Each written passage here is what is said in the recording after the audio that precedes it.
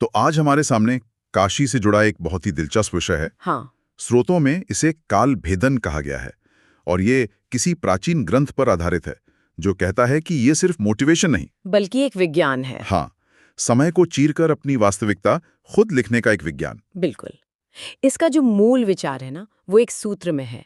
3 minute plus 21 दिन is equal to भाग्य का पुनर्लेखन। वाह। और इसकी शुरुआत होती है मणिकर्णिका घाट के एक खास संदर्भ से, जहां ये मान्यता है कि सुबह 3:40 पर महादेव के डमरू की एक ब्रह्मांडीय ध्वनि गूंजती है। अच्छा। ये ध्वनि एक प्रतीक है जो हमें एक खास समय और एक खास प्रक्रिया की ओर इशारा करती है। ठीक है, तो चलिए इसकी परतें खोलते हैं। सबसे पहला और सबसे जरूरी सवाल तो यही है कि सुबह 3:40 ही क्यों? हम्म इस समय में ऐसा क्या खास है? तो देखिए, यहाँ पर बात एक ब्रह्मांडीय घटना की हो रही है।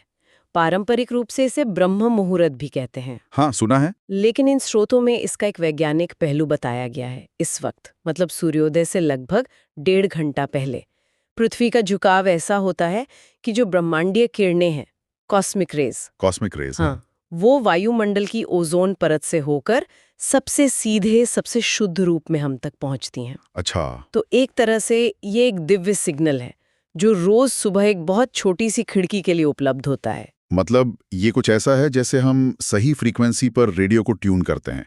अगर सिग्नल 98.3 एफएम पर है और हमारा रेडियो 98.1 पर है तो सिर्फ शोर सुनाई देगा। बिल्कुल सही एनोलॉजी पकड़ी है आपने। यही इन स्रोतों का सबसे दिलचस्प तर्क है। कि सिग्नल तो है। सिग्नल हमेशा है, समस्या यह है कि हमारा रिसीवर यानी हमारा शरीर और मन, वो या तो बंद है या गलत फ्रीक्वेंसी पर है। हमें सिर्फ जानकारी लेने वाला नहीं बनना है, बल्कि ब्रह्मांड के साथ खुद को एक लय में लाना है, सिंक करना है। और ये ट्यूनिंग सुबह जागने के तरीके से ही शुरू हो जाती है। हाँ, बिल्कुल। इन स्रोतों में एक लाइन है, जागना नहीं अवतरित होना है। मैंने जब ये पढ़ा तो मैं सच में रुक गया। इसका क्या मतलब है? यह अवतरण क्या है? इसका बहुत गहरा अर्थ है। शिव को एक बहाव या फ्लो माना गया है। गहरी नींद में हम उस अनंत चेतना के सबसे करीब होते हैं, एक शांत नदी की तरह। जब अलार्म बजता है ना, तो वो एक झटके से उस शांति को भंग कर देता है, जैसे शांत नदी में किसी ने पत्थर फेंक दिया हो। सही बात है। अवतरण का कॉन्सेप्ट यह है कि जैसे गंगा शिव की जटाओं से धीरे धीरे एक लय में उतरती है, वैसे ही हमारी चेतना को नींद के लोक से जागृत अवस्था में धीरे धीरे उतरना चाहिए, बिना किसी झटके के। और इसमें एक बहुत बड़ी चेतावनी भी है कि अगर उठते ही मोबाइल चेक किया तो हम रिसीविंग मोड से सीधे इनपुट मोड में चले जाते हैं। एकदम ब्रह्मांडीय ऊर्जा लेने की बजाय हम दुनिया की जानकारी, तनाव और दूसरों के विचार अपने अंदर भरने लगते हैं। तो ठीक है, मान लेते हैं कि हम सही समय पर सही तरीके से जाग गए। अब उन 3 मिनटों में क्या करना है? में होता है थीटा स्टेट। हाँ, ये 4 से 8 हर्ट्ज की फ्रीक्वेंसी है। ये गहरी नींद और जागृत अवस्था के बीच का एक जादुई पुल है। इस वक्त हमारा अवचेतन मन, सबकॉन्शियस माइंड, पूरी तरह खुला होता है। अच्छा। यहाँ बोया कोई भी विचार एक बीज की तरह होता है जो सीधा अंदर जाकर एक विशाल पेड़ बन सकता है। इसीलिए पहला नियम है स्थिरता। आँख खुलते ही बिस्तर से कूदना नहीं है। तो पहले मिनट में क्या होता है? ये शरीर यानी अन्नमय कोश पर केंद्रित है। बिल्कुल। पहले मिनट में यानी 0 से 1 मिनट तक क्रिया है बिना हिले डुले अपनी चेतना को, अपनी अवेयरनेस को पैरों के अंगूठे से सिर के सहस्रार चक्र तक ले जाना। हर अंग को महसूस करते हुए। हाँ, हर अंग को। और इसका भाव है मैं जीवित हूँ।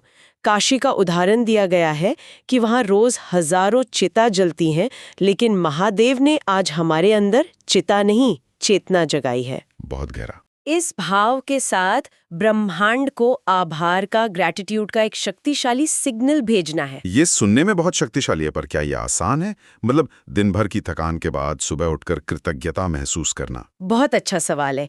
यहाँ कृतज्ञता का मतलब बड़ी बड़ी चीजों के लिए धन्यवाद देना नहीं है। अच्छा। ये बस एक एहसास है। स्रोत कहते हैं कि जबरदस्ती खुश होने की कोशिश नहीं करनी है, बस अपने शरीर के हर हिस्से में जीवन की मौजूदगी को महसूस करना है। जब आप अपनी उंगलियों में झंझनाहट या अपनी धड़कन को महसूस करते हैं, तो वो अपने आप में गहरा आभार है। मैं हूँ, मैं जीवित हूँ, यही सबसे बड़ा आभार है। समझ गया। तो पहले मिनट में हमने अपने फिजिकल हार्डवेयर को जगाया। अब दूसरा मिनट ये प्राणमय कोश यानी सांस से जुड़ा है। एकदम। दूसरा मिनट शिव श्वास क्रिया का है। ये हमारी ऊर्जा की परत पर काम करती है। इसमें सांस को बदलना नहीं है। मतलब गहरा या धीमा करने की कोशिश नहीं करनी। नहीं, बस उसे देखना है, एक साक्षी की तरह। शरीर खुद इड़ा और पिंगला नाड़ियों में संतुलन खोजता है। और इसमें एक विजुअलाइजेशन भी है ना? हाँ, एक बहुत शक्तिशाली विजुअलाइजेशन। कल्पना करें कि हर सांस के साथ ब्रह्मांड की सुनहरी ऊर्जा, गोल्डन एनर्जी अंदर आ रही है और शरीर के सारी बीमारी, सुस्ती, नकारात्मकता वो काले धुएं की तरह बाहर जा रही है। ये सिर्फ कल्पना नहीं, बल्कि सेल्स की रीप्रोग्रामिंग बताई गई है। बिल्कुल। और आखिरी तीसरा मिनट मन के लिए, मनोमय कोश के लिए। हाँ, तीसरे मिनट में संकल्प यानी इरादे की शक्ति का उपयोग करना है। और यहाँ एक बहुत जरूरी बात बताई गई है। मैं चाहता हूं नहीं कहना है। क्यों? क्योंकि चाहने का भाव कमी को दिखाता है, अभाव को, और ब्रह्मांड में अभाव का सिग्नल भेजता है। तो क्या कहना है? कहना है मैं हूं या मेरे पास है। यह एक सवाल उठता है। बहुत से लोग इसे सिर्फ विशफुल थिंकिंग मान सकते हैं। तो इस देखने और महसूस करने में और सिर्फ सपने देखने में क्या फर्क है? फर्क दो चीजों का है, अवस्था और भावना। इसे थीता अवस्था में कर रहे हैं, जहां आपका तार्किक दिमाग सोया हुआ है और आप सीधे अवचेतन मन से बात कर रहे हैं। ठीक है। और दूसरा, ये सिर्फ देखना नहीं है, यह उस सफलता को, उस खुशी को महसूस करना है।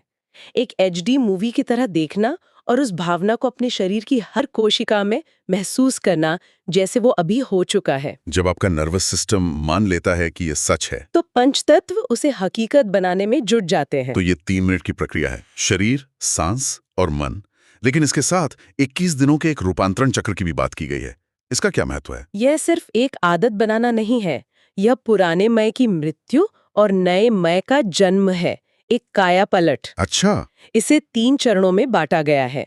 पहला चरण दिन 1 से 7 है विषपान। विषपान मतलब डिटॉक्सिफिकेशन।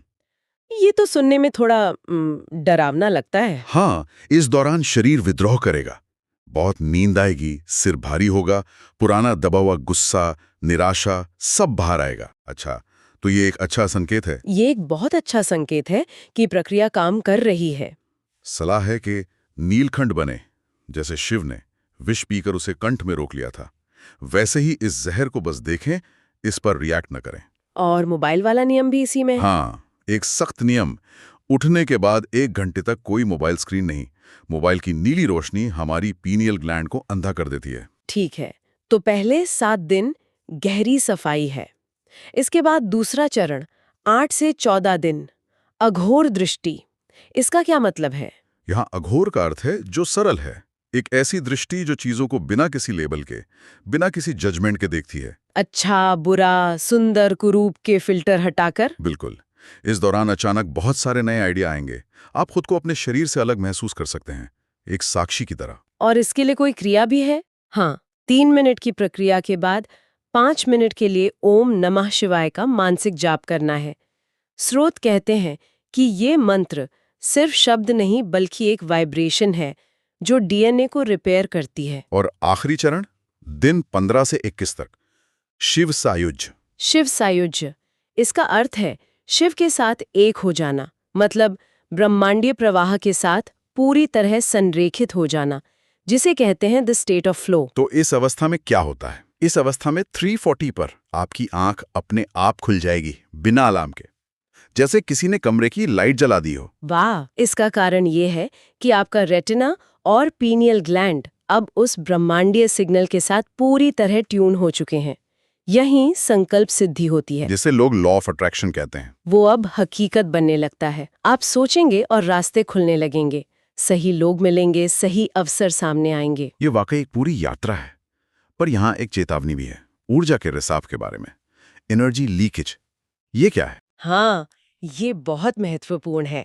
कहा गया है, शक्ति उसी के पास ठहरती है जो उसका सम्मान करता है। तो खतरा क्या है? खतरा ये है कि अगर 21 दिन बाद आप वापस पुरानी आदतों में लौट गए, जैसे देर तक सोना या उठते ही मोबाइल स्क्रॉलिंग, तो ये जो ऊर्जा आपने अर्जित की है, वो एक टूटे हुए घड़े के पानी की तरह रिस जाएगी। तो इसका समाधान क्या है? समाधान है कि इसे एक चैलेंज नहीं, लाइफस्टाइल बनाएं। ये कोई 21 दिन का कोर्स नहीं है, ये जीने का एक नया तरीका है, एक नया ऑपरेटिंग सिस्टम। और अंत में एक सवाल पूछा गया है जो सोचने पे मजबूर करता है। दिन के 1440 मिनटों में से क्या आप अपने भाग्य के लिए 3 मिनट नहीं दे सकते? ये वाकई सीधे मुद्दे की बात है। तो कुल मिलाकर ये काल भेदन की प्रक्रिया, ये एक सुबह के अनुष्ठान से कहीं ज्यादा है।